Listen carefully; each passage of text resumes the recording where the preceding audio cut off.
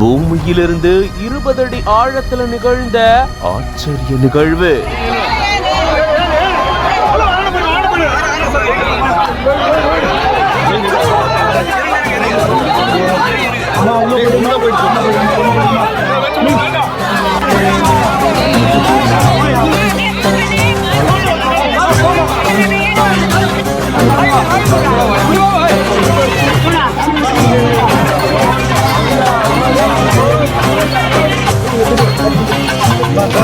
கோயிலில் இருந்த பெருமாள் கிணற்றில் எழுந்தருளிய மெய்சிலிர்க்க வைக்கக்கூடிய சம்பவம்.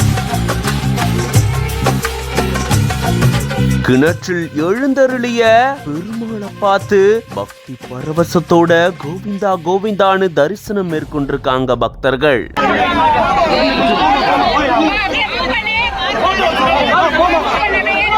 கோயில்களுக்கு பெயர் போன காஞ்சிபுரத்தில் இருக்கக்கூடிய உலக பிரசித்தி பெற்ற கோயில் தான் ஸ்ரீ வரதராஜ பெருமாள் கோயில். சித்ரா பௌர்ணமி தினத்தன்னைக்கு நடாவி உற்சவம் வெகு விமர்சையா நடக்கும். இங்கு இருந்து காஞ்சிபுரம் அடுத்திருக்கக்கூடிய ஐயங்கார் கிராமத்துல அமைந்திருக்கக்கூடிய 20 அடி ஆழ கிணற்றுல பெருமாள் எழுந்தருளி பக்தர்களுக்கு அருள் பாலிக்கிறது ஒவ்வொரு ஆண்டும் நடக்கக்கூடிய வழக்கமான நிகழ்வுதான். அந்த வகையில கோயில்ல இருந்து புறப்பட்ட வரதராஜ பெருமாள் பல்வேறு கிராமங்களுக்கு போயிட்டு எழுந்தருளி பக்தர்களுக்கு காட்சி அளிச்சதுக்கு அப்புறமா மாலை 7 மணி அளவுல ஐயங்கார் குளம் பகுதிக்கு வந்திருந்திருக்காரு. அங்க இருக்கக்கூடிய சஞ்சீவிராயர் திருக்கோயில எழுந்தருளி அதை தொடர்ந்து மேள தாளங்கள் முழங்க நடாவி கிணற்றுக்கு வரதராஜ பெருமாள் கொண்டு வரப்பட்டிருக்காரு. அப்போ வரதராஜ பெருமாளை பார்த்த பக்தர்கள் கோவிந்தா கோவிந்தான்னு மெய்சிலிர்ப்போட தரிசனம் மேற்கொண்டிருக்காங்க.